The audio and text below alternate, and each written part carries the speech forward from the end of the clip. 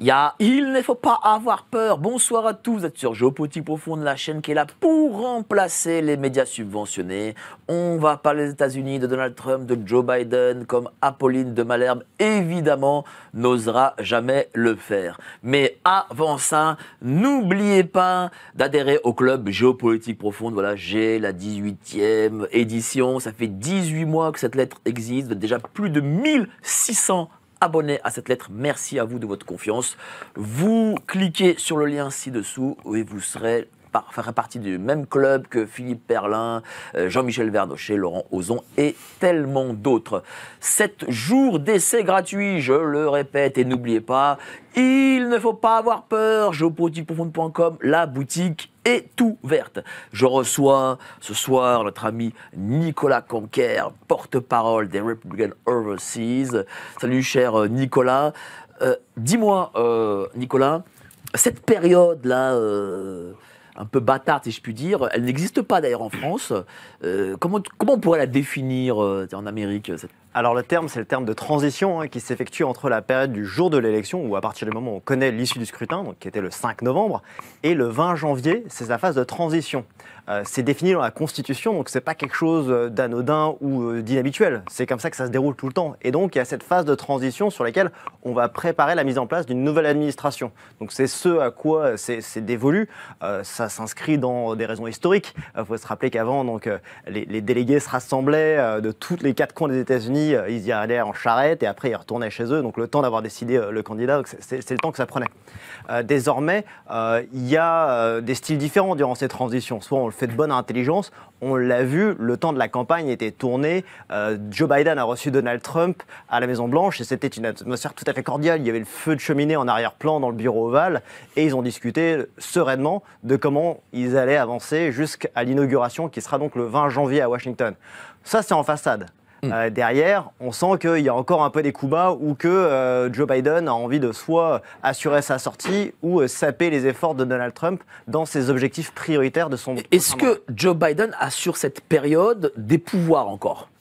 Alors, c'est effectivement, Joe Biden, c'est le président en exercice jusqu'à actuellement, mais on peut se demander s'il y a encore un pilote, et ce depuis longtemps dans l'appareil. On l'a vu, il est déclinant, il a fait des faux pas, on lui a coupé sa course à la présidentielle, alors qu'on nous disait que tout allait bien. C'est-à-dire qu'une fois que vous n'étiez pas là, il pouvait faire des triples backflips et c'est quelqu'un qui masterait son sudoku, mais dans les faits, on le voyait, il faisait des lapsus, il tombait dans les escaliers, il avait fait des décisions qui sont pour le moins catastrophiques, et qui ont montré que cette absence de leadership de la part des États-Unis à la Maison-Blanche ont créé une instabilité de par le monde.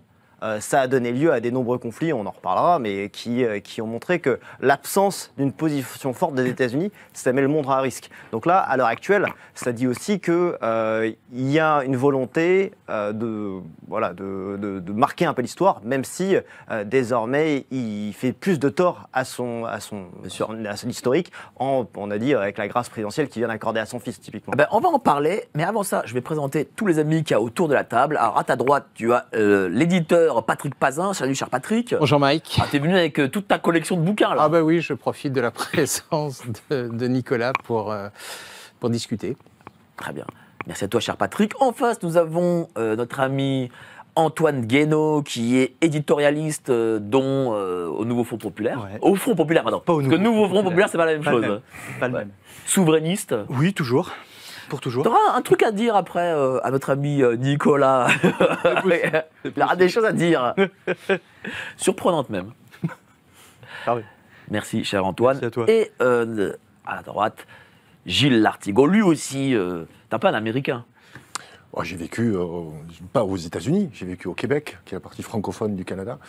Mais je me suis rendu très souvent aux États-Unis et j'ai pu voir, je dirais, l'ambiguïté de Trump, notamment par rapport à la population new-yorkaise. Je pourrais en dire un mot. On en parlera, c'est très intéressant. Donc du coup, voilà, il y a cette période, tu as parlé d'amnistie. À part son fils, est-ce qu'il a amnistié d'autres gens ? Alors, ça fait partie des pouvoirs qui sont ceux du président, qui peut accorder, on appelle ça en anglais un pardon, mais c'est une grâce présidentielle, qui peut faire de manière discrétionnaire et c'est absolu quasiment. Dans l'histoire des États-Unis, ça a été fait de manière un peu répétée, mais ça peut être surtout pour apaiser des tensions qu'il pouvait y avoir le lendemain de la guerre de sécession, de manière à ce qu'on apaise un petit peu ce climat un peu de tension. Et de fait, ça permet soit d'exempter, soit de commuer, c'est-à-dire d'abaisser une peine de prison.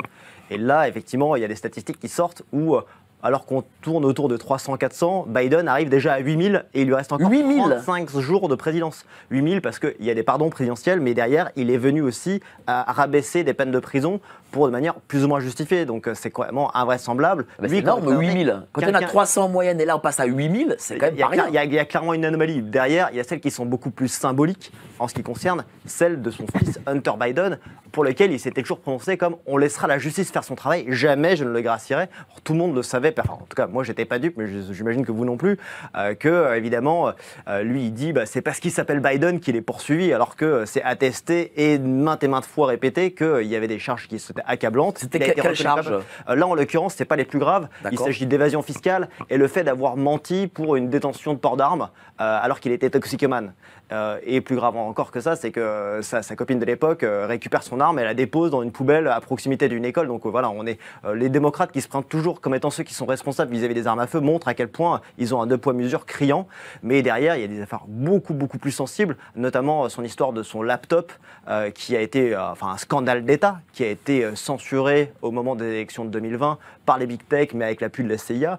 Et il y a également d'autres affaires, un peu de crimes en bande organisée, où Hunter Biden, lui, sévissait sur des conseils d'administration d'entreprises Burisma, notamment en Ukraine, pour lesquels il n'apportait aucune compétence autour de la table, il était grassement payé et il utilisait la marque de fabrique Biden. Donc là, typiquement, et on n'y est pas dit, mais cette glace présidentielle, elle couvre non seulement les crimes pour lesquels il a été condamné, mais elle s'étend sur 11 ans, sur lesquels, quoi qu'il ait fait, ce pourquoi il a été condamné ou ce pourquoi il aurait été potentiellement condamné, soit complètement amnistié.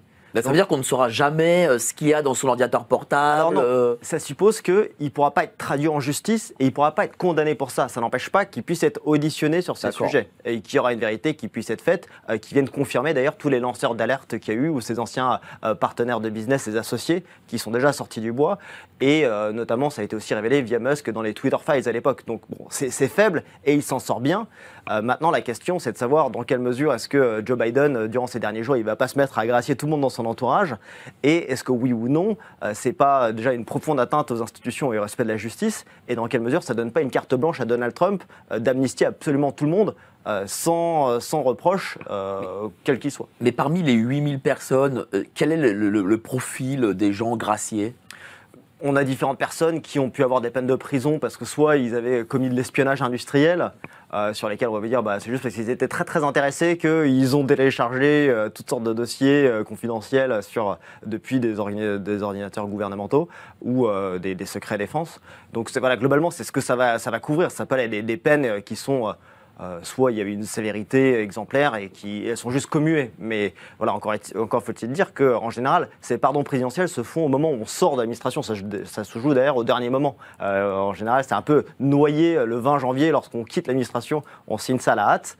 On n'est pas à l'abri qu'il y en ait d'autres, et notamment des Anthony Fauci ou d'autres personnes qui pourraient être amnistiées. Mais voilà. Mais justement, est-ce qu'il y a une volonté de cacher aussi ce qui s'est fait dans ce mandat ? Voilà. C'est une certaine forme, un aveu de culpabilité, si vous me permettez. Alors, c'est la justice de faire son travail, là, on ne le saura pas. Mais de vouloir dire qu'on va gracier par anticipation, en prévention à différents crimes auxquels ils auraient à répondre devant la justice, d'une certaine manière, on cherche à créer une espèce d'opacité. Et forcément, ça prête le flanc à toute forme de critique et de défiance vis-à-vis de ces institutions. Donc, Joe Biden, qu'on prétendait comme étant celui qui allait apaiser l'Amérique, aura celui qui aura fait un tort énorme aux institutions. Et pour moi, c'est une déclaration un peu hâtive, ou du moins je parie que ça pourra vraiment faire du tort au Parti démocrate et voire même leur coûter leurs prochaines élections. Parce que ça montre qu'on n'a absolument aucune crédibilité quand on vous dit les yeux dans les yeux, non, je gracierai pas mon fils, et que 6 mois plus tard, un peu à la hâte, on le fasse et dans des conditions pareilles. Enfin non, c'est pas sérieux, et ça montre vraiment ce manque, que les démocrates sont le parti des menteurs. Mais bizarrement, ces 8000 personnes graciées, je ne l'ai pas su par la presse française, je ne l'ai pas su, ni par les télés françaises. C'est info que tu me Alors donnes. là, comme je te dis, c'est gonflé. Il y a cette infographie qui montre un peu président par président où ça tourne autour des 300-400. Donc c'est les grâces présidentielles plus après les commuations. Enfin, mais le fait, ça rentre un peu dans l'équation globale et ça montre que ça crée des précédents graves. Et soit on est à l'aise avec, soit on les critique de manière unanime, pas seulement quand ça vient de Donald Trump. Là, actuellement, qu'est-ce qu'il fait, Donald Trump? Il prépare son gouvernement, j'imagine. Est-ce qu'on sait qui va rentrer? Hormis, voilà, on a su pour Kennedy, et quelques autres. Alors Donald Trump, il n'a pas perdu une seconde. Dès la semaine qui a suivi son élection, il a commencé à constituer ce qu'on appelle son administration. Donc il nomme des gens qui font partie de son cabinet, de son administration, à des postes clés, qui, une fois qu'il a constitué son équipe, ils vont devoir être validés par le Sénat. C'est un peu ce process de nomination, vous choisissez les gens et ils sont validés. Et donc il suppose d'avoir une majorité de 50 sénateurs, sachant que les républicains en ont 53. Donc ils peuvent en manquer 3, mais pas plus. Ce qui laisse à penser qu'il faut trouver des choses suffisamment consensuelles, ou du moins qu'ils fassent leur travail auprès de chacun des sénateurs. Donc ça, c'est la première chose à faire, c'est de s'assurer qu'on ne perde pas une minute, de manière à ce que dès le premier jour de l'administration, les gens puissent soit déjà un peu à bord du train et puissent dérouler, parce qu'il ne reste qu'un seul mandat de Donald Trump, il faut le rappeler. Donc ça suppose de réunir ces nominés qui sont à différents postes et voilà, de ne pas perdre une seconde par rapport à ça. Donc c'est chose faite et donc on a une équipe qui à mon avis va être la plus performante. Il n'y a pas de difficulté là, j'imagine. Globalement, il commence à en avoir ou pas? Il n'y a pas de garantie, c'est-à-dire que ce process d'audition parlementaire devant le Sénat se fait à partir du 6 janvier, à partir du moment où les votes ont été certifiés, et que derrière, ça peut prendre plus ou moins longtemps. Et souvent, les gens ne sont pas refusés par le Sénat, on s'auto-récuse. Quand on voit que ça ne passe pas, on arrête de faire le forcing. Je pense qu'ils le font en responsabilité, ils sont appuyés, ils font du travail de terrain auprès de chacun de ces sénateurs, et même il y a une volonté à ce que l'ensemble de ces potentiels ministres soient validés, de crainte de montrer qu'ils cherchent à bloquer un peu l'administration Trump 2.0, et que ça puisse leur coûter leur siège de sénateur potentiellement, parce que c'est une entrave un petit peu à la conduite de cette administration pour laquelle, rappelons-le, Donald Trump a reçu un succès retentissant tant dans le vote populaire que dans le vote du collège électoral, tant à la Maison-Blanche qu'au Sénat qu'à la Chambre des représentants. Donc en soi, le peuple appelle Trump et il veut qu'il puisse gouverner avec l'équipe qu'il aura constituée. Donc dans les noms qu'on a mentionnés, il y a évidemment Kennedy Jr. qui était un candidat indépendant et qui a apporté son soutien et qui sera donc l'équivalent du ministre de la Santé. Il y a d'autres personnes qui font couler de l'encre, mais c'est justement parce que c'est des outsiders et c'est parce que les États-Unis ont besoin qu'on apporte cette réforme et ce sang neuf. Et parce qu'on a cherché à politiser la justice, parce qu'on a cherché à imposer des conditions, qu'on a cherché à traquer certains opposants, que par réaction à ça, vous avez des profils qui ont été nommés, donc notamment le Pete Hegseth à la Défense, que celle qui prendra les renseignements à la tête de la CIA et du FBI, en la personne de Tulsi Gabbard. Donc c'est un juste retour des choses, et donc du coup... Mais est-ce que Trump... Est-ce qu'à ce moment-là, il a quand même 2-3 moyens d'agir, là on l'a vu, tiens, Notre-Dame, donc il a fait un peu de politique étrangère, mais est-ce qu'il a d'autres peut-être moyens d'agir ou pas Alors constitutionnellement? Justement, constitutionnellement, il n'a aucun pouvoir à proprement parler, notamment en ce qui concerne la politique étrangère. Donc là, c'était une rencontre un peu symbolique. Emmanuel Macron a un peu fait le forceur pour organiser une rencontre au sommet à l'Élysée, au détour de cet événement qui, rappelons-le, c'était quand même centré autour de Notre-Dame. Donc il essaye de se remettre sur le devant de la scène, bon, pourquoi pas, mais Donald Trump, il n'a pas le pouvoir sur est-ce qu'on pousse des crédits supplémentaires ou on entreprend telle ou telle relation diplomatique. Certes, il a fait des annonces qui ont tout de suite été traduites des faits, on le voit tant auprès de puissances étrangères qu'auprès d'acteurs économiques. Donald Trump n'est pas encore au pouvoir, qu'il y a déjà les marchés qui répondent, et accessoirement aussi, on disait, des États tyrans qui ont envie d'être dans une désescalade parce qu'ils savent qu'avec Donald Trump, ça ne sera plus la même paire de manches qu'avec un Joe Biden qui est faible. Justement, est-ce que c'est parce que Joe Biden est faible actuellement qu'il s'est passé ce qui s'est passé là en Syrie, peut-être je pense que c'est une succession de faits. On peut parler soit de domino, soit, même pas d'effet papillon, mais depuis le 7 octobre, l'attaque qui a été déclenchée contre Israël via le Hamas, il y a eu une réaction très forte menée par l'État d'Israël et qui a porté atteinte un petit peu aux États satellites de l'Iran. Et qui, après la chute de Hamas, le Hezbollah qui est exsangue, la Syrie qui tombe, est-ce que l'Iran sera le prochain? Je ne sais pas, mais il y a quand même cet effort qui... C'est pas du fait de...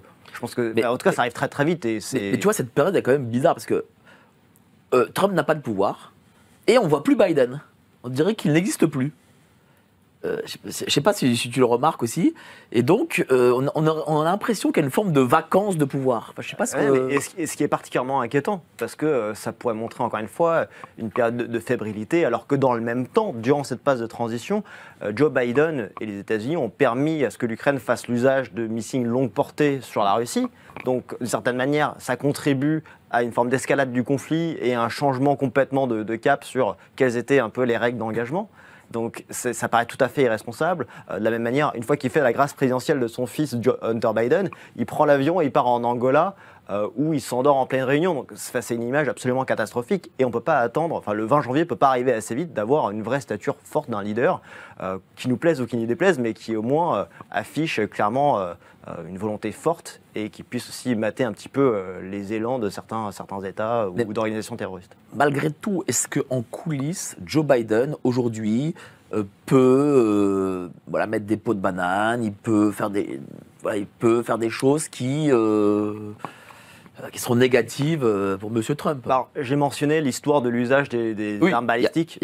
Et donc ça vient troubler un peu l'équilibre qu'on avait. Alors que Donald Trump lui rappelle que sa priorité, c'est dès son entrée en exercice de mettre fin à ce conflit. Ça, c'est la première chose. Après, de manière plus symbolique, mais ça ne l'est pas tout à fait, il y a une grave crise migratoire aux États-Unis, qui est l'immigration illégale qui passe par la frontière mexicaine. Et donc, il y a un objectif de reconstruire ce mur et de le renforcer. Parce que suivant les étapes là où vous allez, il y a plus de 4000 km de frontières, suivant, il y a des tronçons qui sont vraiment impénétrables et d'autres sur lesquels on passe à travers parce qu'il y a des passeurs qui font un business juteux de trafic d'êtres humains à travers. C'est une grave crise humanitaire, il faut le rappeler. Et donc, là, dernièrement, il y a des gens dans l'administration de Biden qui sont en train de vendre à vil prix des matériaux qui servent à la construction de son mur. Et je vous dis, ils ne sont pas en train de les brader. Enfin, c'est pire que les brader, c'est quasiment, ils sont en train de les céder à 20% de la valeur. C'est-à-dire qu'on est en train de vendre le matériel au plus offrant, mais on est en train de le vendre à 5% de sa valeur. D'accord. Donc, et ça c'est révélé, et je pense que c'est un scandale qui va continuer à prendre de l'ampleur, parce que ça rappelle encore une fois que ça fait partie tant des promesses de campagne de 2016 de Donald Trump qu'en 2024, de construire ce fameux mur avec le Mexique et de renforcer cette sécurité qui fait le trafic des cartels, de la drogue qui vient se déverser sur les États-Unis et qui est une véritable crise de santé publique sur le fentanyl. Donc ça, encore une fois, ça montre qu'il y a une volonté de faire de l'attrition et de porter des coups à l'administration que Trump pourrait mener durant son deuxième mandat. Ouais, surtout qu'on a vu, par exemple, l'afflux de migrants sur New York, une migration comme il n'y a jamais eu peut-être en Amérique. Pour le coup, c'est un vrai problème. Et les gens aussi ont voté contre ça. Ah ben absolument, d'autant plus que Kamala Harris, on l'a déjà oublié elle aussi, mais c'est elle qui va être responsable d'investiguer sur les causes et de pouvoir un peu endiguer ce littéral fléau, parce que au-delà du trafic d'êtres humains et de gens qui viennent un peu aspirer à un avenir meilleur, ils sont la proie de ces cartels. Il y a des viols continuels, il y a des gens qui sont exploités, et encore une fois, ça fait déverser des drogues. Et donc pourquoi est-ce qu'on parle de New York? Et là où c'est aussi symptomatique, c'est que désormais aux États-Unis, tout État est un État frontalier. Enfin, New York, El Paso, il y a plus de 6000 km de distance, mais vous vous retrouvez avec des migrants là-bas. Pourquoi? En fait, ils n'arrivent pas eux-mêmes en stop, c'est qu'ils sont acheminés par les services frontaliers qui viennent les dispatcher aux quatre coins des États-Unis. Pourquoi est-ce qu'on a parlé et donc c'est un véritable problème au point où le maire démocrate de New York, Eric Adams, a tiré la sonnette d'alarme, ce qui lui a étonnamment valu derrière de passer des auditions parce que il a été sous la sellette et on l'a cherché à le un peu comme si les Cannois, le maire de Cannes, envoyait à Paris tous ces migrants, quoi. Ouais, mais à ceci près qu'en l'occurrence, ça aurait du poids. Ça, c'était un peu comme ce qu'avait fait le gouverneur de Floride, Ron DeSantis, où il avait acheminé un avion pour envoyer des immigrés avec leur consentement dans l'équivalent de la Villa Montmorency ou Saint-Tropez pour les démocrates. Et alors qu'il n'y avait que 50 de ces migrants qui étaient arrivés, ils avaient tout de suite considéré que c'était une crise d'ampleur nationale. Là, en l'occurrence, ça serait plus l'État fédéral, donc l'équivalent de Paris, qui vient acheminer, un peu comme ce qui se fait en France, en Corrèze, dans la Creuse, ou en Bretagne, ou sur l'île de Roi, ou n'importe où ailleurs. Là-bas, tout le monde s'en fout, mais à New York, je veux dire, à New York, c'est un peu Paris, quoi. Donc là, on s'en fout moins. Oui, là, bien sûr. Parce que si on les fait en Corrèze, le gars de Paris, bon... mais en fait, c'est la partie émergée, c'est-à-dire qu'on les voit à Paris, à New York, mais c'est qu'en fait, ils sont déjà implantés partout, et ça vient peser sur les services publics, ça vient importer un crime migratoire, et toutes sortes de situations qui ont amené à la réélection de Donald Trump, sur laquelle on savait que la frontière était sûre. Les États-Unis, ça est et ça restera une terre d'immigration légale, on le voit quand on entre dans le port de New York avec la Statue de la Liberté, mais de fait, de passer à travers la file et de rentrer par de manière illégale, c'est contraire à l'esprit. Justement, tu as parlé de Kamala Harris. Qu'est-ce qu'elle devient, cette pauvre dame? Parce que ce qui est bien en Amérique, Il y a un point vraiment positif, c'est que quand on perd, là vraiment, on perd. C'est-à-dire que c'est fini. Alors qu'en France, bon, on peut perdre 50 fois et tu deviens Premier ministre comme Bayrou. Là, c'est voilà. À chaque fois, tu peux revenir par la fenêtre, par ce que tu veux, par la cheminée. Alors qu'est-ce qu'elle devient donc? Kamala Harris, elle a perdu. Elle fait même pas un peu d'examen de conscience de ce qui a pu être l'échec de sa campagne, comme Joe Biden aussi, qui considère qu'il n'y a aucune erreur qui a été commise dans la campagne. Donc déjà, c'est plutôt mal parti pour les prochaines échéances. Mais cela dit, elle se voit déjà propulsée, amenée à être candidate en 2028. Donc s'il vous plaît, reviens en 2028. C'est possible? Ah oui, alors là, il n'y a aucune limite. Hein. En fait... Oui, non, mais il n'y a pas de limite. Mais en général, les perdants américains, ils sont quasi bannis de la vie publique. C'est vrai, mais c'est qu'à ce stade-là, pour l'instant, il n'y a pas encore de figure qui a émergé.